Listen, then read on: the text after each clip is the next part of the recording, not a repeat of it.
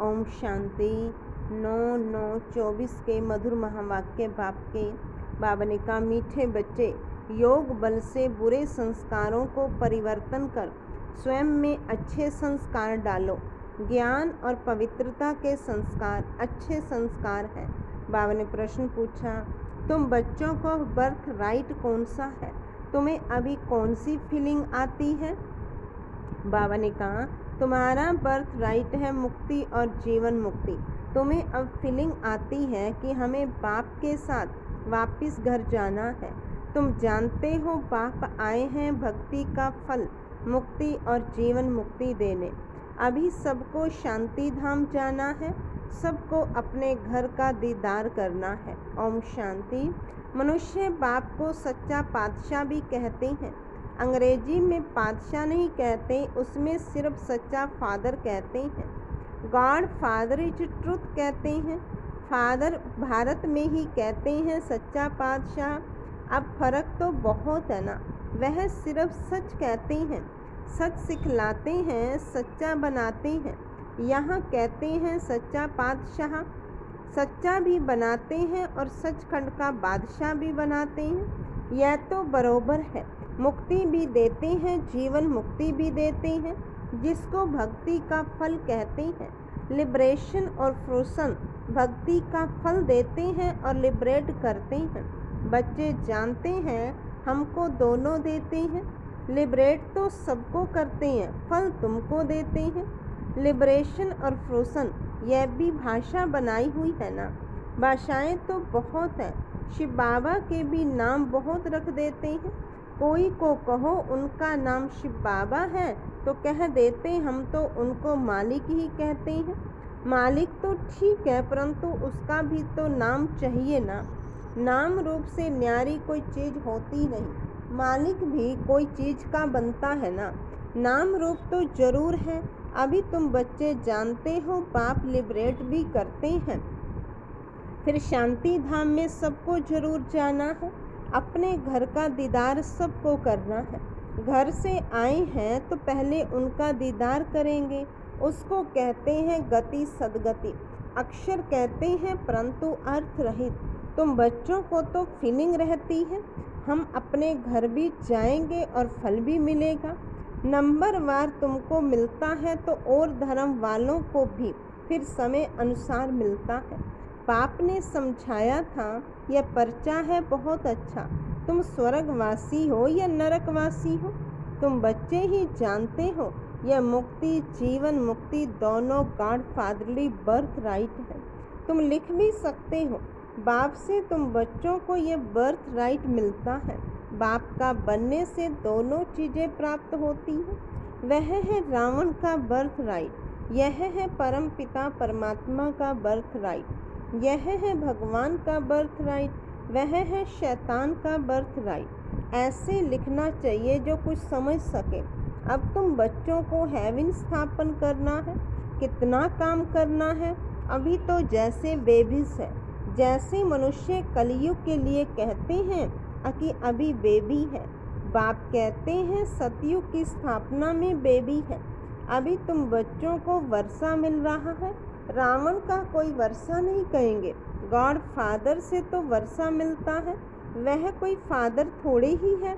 उसको रावण 5 विकारों को तो शैतान कहा जाता है।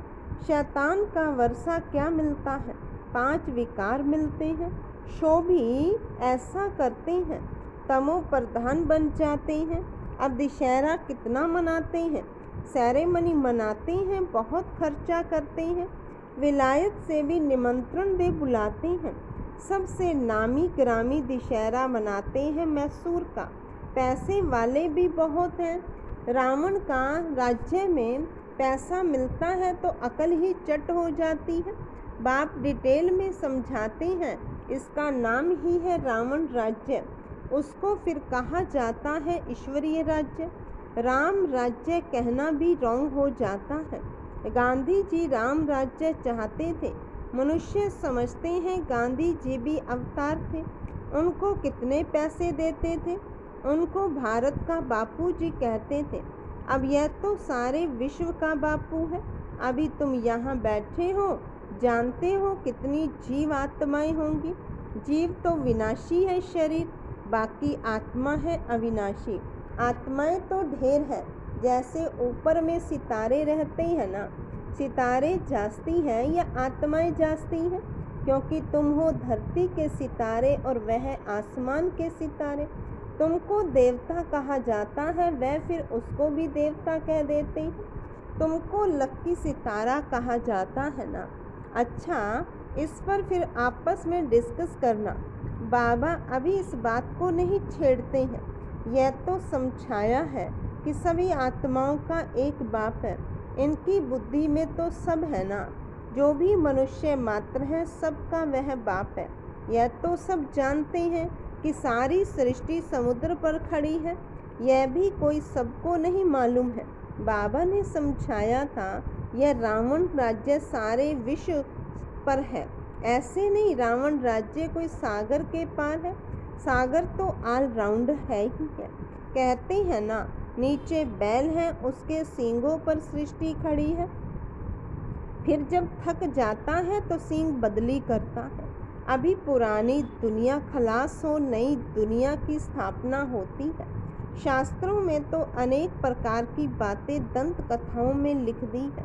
यह तो बच्चे समझते हैं। यहाँ सब आत्माएं शरीर के साथ है। इनको कहते हैं जीव आत्माएं। वह जो आत्माओं का घर है, वहाँ तो शरीर नहीं है। उनको कहा जाता है निराकारी।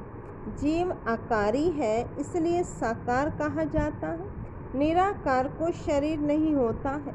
यह है साकारी सृष्टि, वह है निराकारी आत्माओं की दुनिया। इसको सृष्टि कहेंगे, उसको कहा जाता है इनकॉर्पोरियल वर्ल्ड। आत्मा जब शरीर में आती है तब यह चुरपुर कर चलती है, नहीं तो शरीर कोई काम का नहीं रहता है। तो उसको कहा ही जाता है निराकारी दुनिया। जितनी भी आत्माएं हैं वह सब पिछाड़ी में आनी चाहिए, इसलिए इसको पुरुषोत्तम संगम युग कहा जाता है। सब आत्माएं जब यहाँ आ जाती हैं तो वहाँ फिर एक भी नहीं रहती है।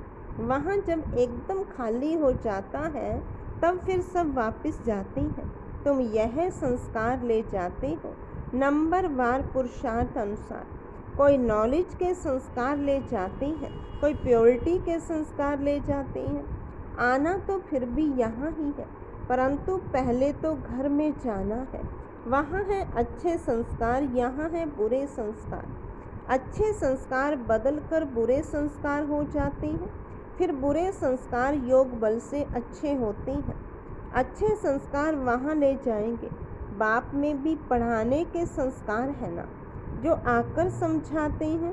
रच्यता और रचना के आदि मध्य अंत का राज समझाते हैं। बीज की भी समझानी देते हैं, तो सारे झाड़ की भी समझानी देते हैं। बीज की समझानी है ज्ञान और झाड़ की समझानी हो जाती है भक्ति।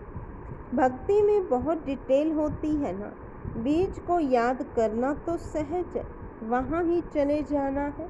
तमो प्रधान से सतो प्रधान बनने में थोड़ा ही समय लगता है, फिर सतो प्रधान से तमो प्रधान बनने में 5000 वर्ष लगते हैं। एक्यूरेट, यह चक्र बड़ा एक्यूरेट बना हुआ है, जो रिपीट होता रहता है और कोई यह बातें बता ना सके। तुम बता सकते हो, आधा आधा किया जाता है, आधा स्वर्ग आधा नरक, फिर उनका डिटेल भी बताते हैं। स्वर्ग में जन्म कम, आयु बड़ी होती है। नरक में जन्म जास्ती, आयु छोटी होती है। वहाँ है योगी, यहाँ है भोगी, इसलिए यहाँ बहुत जन्म होते हैं। इन बातों को दूसरा कोई नहीं जानता। मनुष्यों को कुछ भी मालूम नहीं है। कब देवताएं थे, वह कैसे बने, कितने समझदार बने हैं, यह भी तुम जानते हो। बाप इस समय बच्चों को पढ़ाकर 21 जन्मों के लिए वर्षा देते हैं। फिर ये तुम्हारे संस्कार रहते नहीं। जैसे राजाई के संस्कार होते हैं तो ज्ञान की पढ़ाई के संस्कार पूरे हो जाते हैं। यह संस्कार पूरे हुए तो नंबर वार पुरुषार्थ अनुसार रुद्रमाला में पिरो जाएंगे। फिर नंबर वार आएंगे पार्ट बजाने। जिसने पूरे 84 जन्म लिए हैं वह पहले आते हैं। उनका नाम भी बतलाते हैं। श्री कृष्ण तो है first Prince of haven.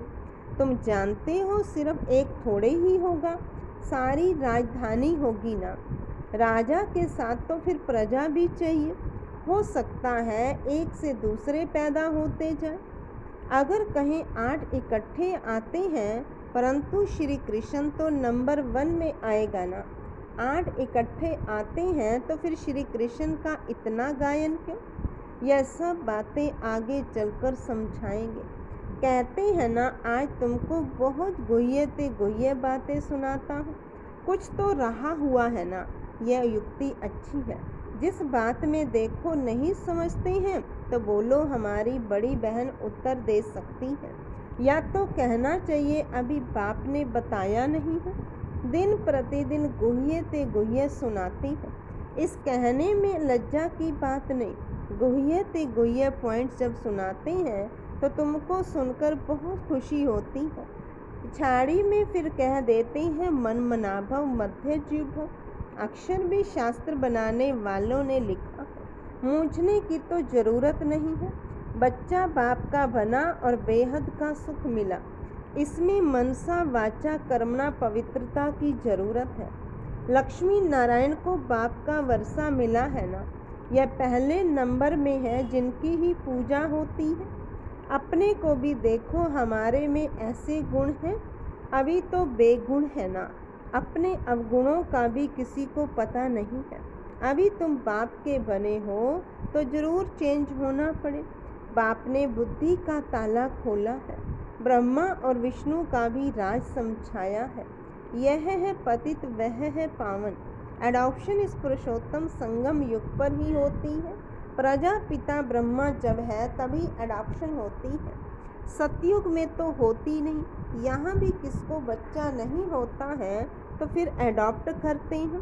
Prajapita को भी जरूर ब्राह्मण बच्चे चाहिए। यह है मुख वंशावली, वह होते हैं कुख वंशावली। ब्रह्मा तो नामी ग्रामी है, इनका सरनेम ही बेहद का है। सब समझते हैं प्रजापिता ब्रह्मा आदि देव है। उसको अंग्रेजी में कहेंगे ग्रेट ग्रेट ग्रैंडफादर। यह है बेहद का सरनेम। बावन का वह सब होते हैं हद के सरनेम। इसलिए बाप समझाते हैं ये जरूर सबको मालूम होना चाहिए कि भारत बड़े ते बड़ा तीर्थ जहाँ बेहद का बाप आते हैं। ऐसे नहीं सारे भारत में विराजमान हुआ। शास्त्रों में मगध देश लिखा है, परंतु नॉलेज कहाँ दिख सिखाई। आबू में कैसे आए, दिलवाड़ा मंदिर भी यहाँ पूरा यादगार है। जिन्होंने भी बनाया उन्हों की बुद्धि में आया और बैठकर बनवाया। एक्यूरेट मॉडल तो बना ना सके। बाप यहाँ ही आकर सर्व की सदगति करते हैं, मगध देश में नहीं। वह तो पाकिस्तान हो गया, यह है पाकिस्तान। वास्तव में पाकिस्तान तो स्वर्ग को कहा जाता है। पाक और नापाक का ये सारा ड्रामा बना हुआ है। तो मीठे मीठे सिक्की लदे बच्चे, तुम यह समझते हो आत्मा परमात्मा अलग रहे बहुकाल। कितने काल के बाद मिले हैं, फिर कब मिलेंगे। सुंदर मेला कर दिया जब सतगुरु मिला दलाल के रूप में। गुरु तो बहुत है ना, इसलिए सतगुरु कहा जाता है। स्त्री को जब हथियाला बांधते हैं तो भी कहते हैं ये पति तुम्हारा गुरु ईश्वर है। पति तो पहले पहले नापाक बनाते हैं। आजकल तो दुनिया में बहुत गंद लगा पड़ा है। अब तुम बच्चों को तो गुलगुल बनना है। तुम बच्चों को पक्का पक्का हथियाला बाप बांधते हैं। यूं तो शिव जयंती के साथ ही रक्षाबंधन हो जाता है। गीता जयंती भी हो जानी चाहिए। श्री कृष्ण की जयंती थोड़ा देरी से नई दुनिया में हुई है, बाकी त्योहार सब इस समय के हैं। राम नवमी कब हुई यह भी कोई को पता है क्या? तुम कहेंगे नई दुनिया में 1250 वर्ष के बाद में राम नवमी होती है।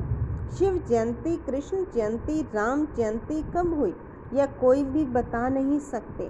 तुम बच्चे भी अभी बाप द्वारा जान गए हो, एक्यूरेट बता सकते हो। गोया सारी दुनिया की जीवन कहानी तुम बता सकते हो। लाखों वर्ष की बात थोड़े ही बता सकते। बाप कितनी अच्छी बेहद की पढ़ाई पढ़ाते हैं। एक ही बात तुम 21 जन्मों के लिए नगन होने से बचते हो। अभी तुम 5 विकारों रूपी रावण के पराये राज्य में हो। अभी सारे 84 का चक्र तुम्हारी स्मृति में आया है। अच्छा, मीठे मीठे सिक्की लदे बच्चों प्रति माता पिता बाप दादा का याद प्यार और गुड मॉर्निंग। रूहानी बाप की रूहानी बच्चों को नमस्ते। रूहानी बच्चों की रूहानी बाप दादा को नमस्ते बाबा, नमस्ते। धारणा के लिए मुख्य सार। पहली पॉइंट, बेहद सुख का वर्षा प्राप्त करने के लिए मनसा वाचा कर्मणा पवित्र जरूर बनना है। अच्छे संस्कार योग बल से धारण करने हैं। अपने को गुणवान बनाना है। दूसरी पॉइंट, सदा खुशी में रहने के लिए बाप जो रोज गुह्य गुह्य बातें सुनाते हैं उन्हें सुनना और दूसरों को सुनाना है। किसी भी बात में मूंछना नहीं है। युक्ति से उत्तर देना है, लज्जा नहीं करनी है। वरदान है, सुख स्वरूप बन, हर आत्मा को सुख देने वाले मास्टर सुखदाता भव। जो बच्चे सदा यथार्थ कर्म करते हैं उन्हें उस कर्म का प्रत्यक्ष फल खुशी और शक्ति मिलती है। उनका दिल सदा खुश रहता है। उन्हें संकल्प मात्र भी दुख की लहर नहीं आ सकती। संगम युगी ब्राह्मण अर्थात दुख का नाम निशान नहीं, क्योंकि सुखदाता के बच्चे हैं। ऐसे सुखदाता के बच्चे स्वयं भी मास्टर सुखदाता होंगे। वे हर आत्मा को सदा सुख देंगे। वे कभी ना दुख देंगे ना दुख लेंगे। स्लोगन है, मास्टर दाता बन सहयोग स्नेह और सहानुभूति देना, यही रहमदिल आत्मा की निशानी है। मास्टर दाता बन सहयोग स्नेह सहानुभूति देना, यही रहमदिल आत्मा की निशानी है। ओम शांति। आज का अव्यक्त इशारा है, इच्छा माना परेशानी। इच्छा कभी अच्छा नहीं बना सकती, क्योंकि विनाशी इच्छा पूर्ण होने के साथ साथ वह और अनेक इच्छाओं को जन्म देती है। इसलिए इच्छाओं के चक्र में मकड़ी की जाल मुआफिक फंस जाते हैं। छूटना चाहते भी छूट नहीं सकते। तो इस जंगल में फंसे हुए अपने भाइयों को विनाशी इच्छा मात्रम अविद्या बनाओ। अच्छा, ओम शांति। ओम शांति। 9/9/24 के मधुर महावाक्य बाप के बाबा ने कहा, मीठे बच्चे, योग बल से बुरे संस्कारों को परिवर्तन कर स्वयं में अच्छे संस्कार डालो। ज्ञान और पवित्रता के संस्कार अच्छे संस्कार हैं। बाबा ने प्रश्न पूछा, तुम बच्चों को बर्थ राइट कौन सा है? तुम्हें अभी कौन सी फीलिंग आती है? बाबा ने कहा, तुम्हारा बर्थ राइट है मुक्ति और जीवन मुक्ति। तुम्हें अब फीलिंग आती है कि हमें बाप के साथ वापस घर जाना है। तुम जानते हो बाप आए हैं भक्ति का फल मुक्ति और जीवन मुक्ति देने। अभी सबको शांति धाम जाना है। सबको अपने घर का दीदार करना है। ओम शांति।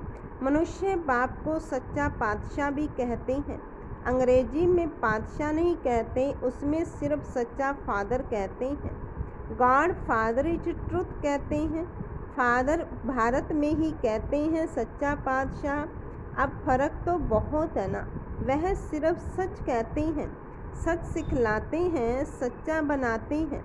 यहाँ कहते हैं सच्चा पातशाह, सच्चा भी बनाते हैं और सचखंड का बादशाह भी बनाते हैं। यह तो बरोबर है। मुक्ति भी देते हैं, जीवन मुक्ति भी देते हैं, जिसको भक्ति का फल कहते हैं।